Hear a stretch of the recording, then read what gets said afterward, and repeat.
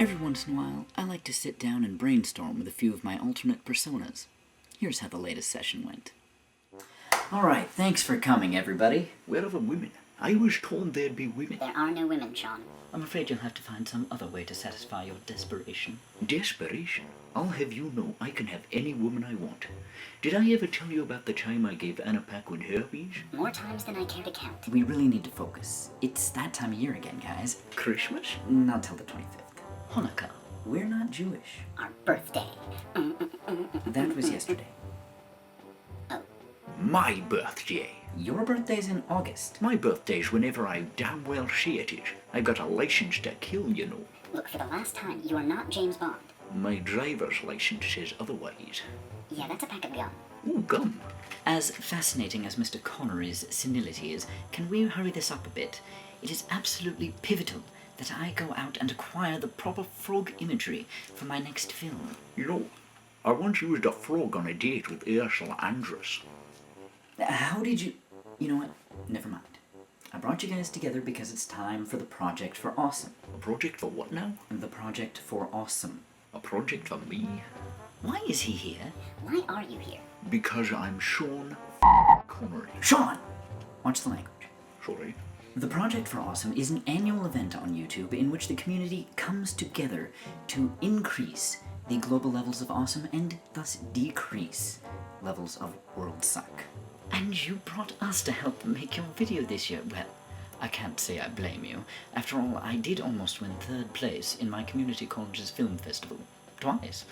Now, the first thing we're going to need is a frog. Back up, Will. All I need from you guys is an idea for a cause to promote. I've talked about suicide for 2 years in a row, and I kind of feel like a one-trick pony. So, do something different. What do you need us for?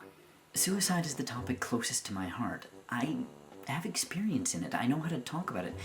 I don't really feel like I have any insight into any other topic.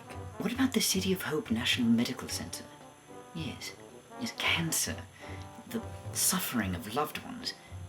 These are pivotal things that have made you the man you are today. Yes, that's good. I'll have to work that into the next script. Do you have a pen? Don't you have a roommate with a heart condition? The American Heart Association sounds like a good charity to me.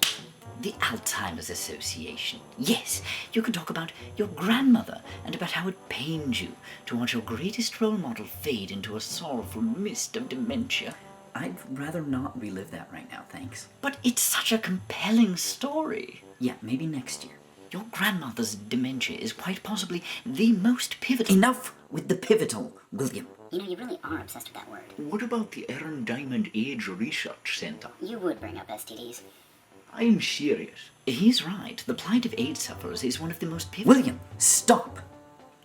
Sean, thank you for taking this seriously. I'm glad you can talk about something other than your romantic conquests for once. Thank you. You know, people don't think about it often enough, but it's everywhere.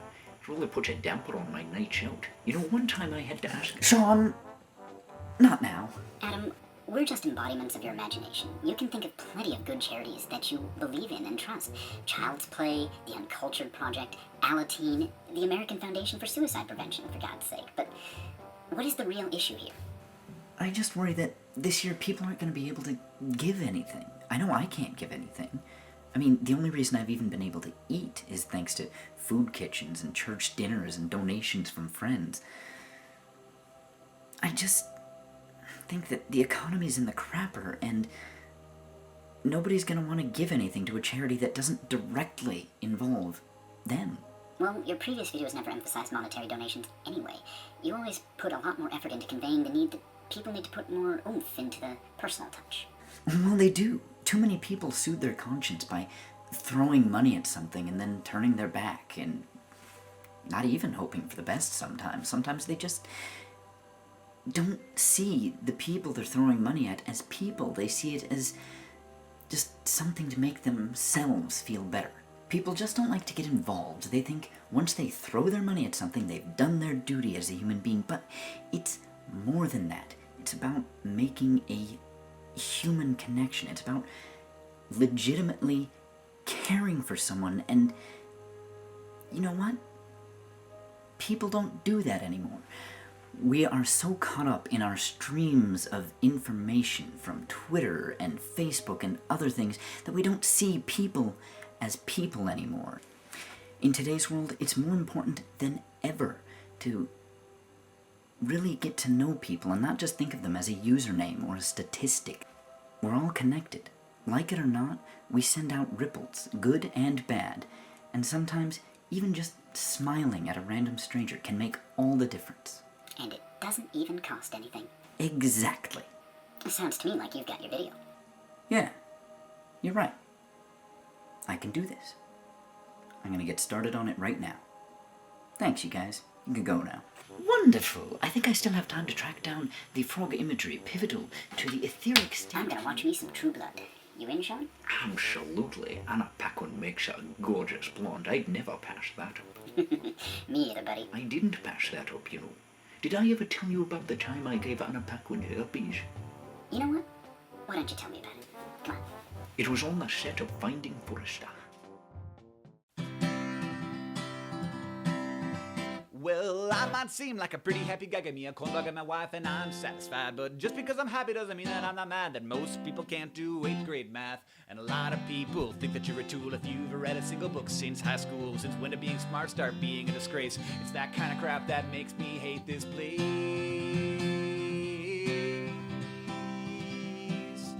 And if you don't hate it too, there must be something wrong with you. I hate this world, so come hate it with me. There's so much screwed up crap who makes me so freaking sad. I hate this world, so let's get together, because there's nothing like hate to motivate us to make this world more great. 3 species go extinct every day, and I'm scared to hell of climate change. 300,000 people died in Darfur, and no one tried to stop it, don't know where we were. We spent $1 billion per year on cosmetic surgery. Imagine how many hungry children that would feed. And American girls start dieting at 8. And that kind of crap is why I hate this place.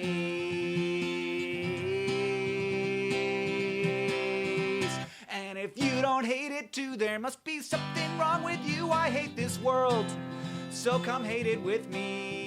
There's so much screwed up crap we have got to give back. I hate this world, so let's get together, because there's nothing like hate to motivate us to make this world more great. Yeah, there's nothing like hate to motivate us to make this world more great.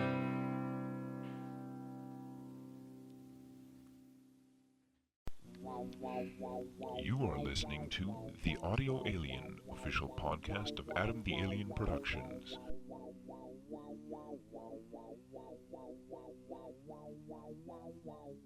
Hello, and welcome to the very first Audio Alien. I'm Adam J. Manley, and I'm here to explain to you a little bit about what this podcast is going to be. This podcast is kind of a variety show, so in the future we'll be having interviews with such people as musicians and filmmakers and any kind of people like that. Additionally, we will also be doing audio plays and occasionally readings from... Excuse me. What? Just what do you think you're doing? Well, I'm introducing the audience to our podcast. That's right. The Audio Alien podcast. Correct me if I'm wrong, but you're not an alien. Well, not as such, but No buts. You, sir, are a charlatan. Now just hold on a minute. Who exactly are you? Why, I'm Adam the Alien, of course. That's impossible. Adam the Alien is just an old pseudonym of mine. That's just what I wanted you to believe. I've been real the whole time. How is that even possible? Silly human, how is anything possible? That really doesn't answer my question. Didn't it? Or is it that you just can't face the truth? And what truth would that be? Your mom. What? You heard me. What does that even mean? It means Sean Connery. Sean Connery what? Sean Connery banged your mother. What the hell? Where did he come from? That doesn't matter. What matters is, how do you feel knowing that Sean Connery has banged your mother? Sean Connery did not bang my mother. Steve, did you let these people in here? You don't pay me to keep people out or let people in. I just make the announcement at the beginning of the show and go have a beer. Yeah, thanks, Steve. You're a real big help. So where's the next hot little minx you want me to screw? Well, that depends on just how long it takes for this poser to give up the show to me. Let's see, who should he screw next? He's not gonna screw anybody next, okay? You two have ruined this podcast enough as it is. You're just saying that 'cause I boned your mother. You did not bone my mother. Then how would I know that your mother is a duck? But she's not a duck. She's not. Then whose duck did I just screw? Where is he? Where is that Scottish bastard that fucked my mallard? My poor little duck. Oh. Oh. Mr. Connery. And that concludes the first edition of the Audio Alien podcast.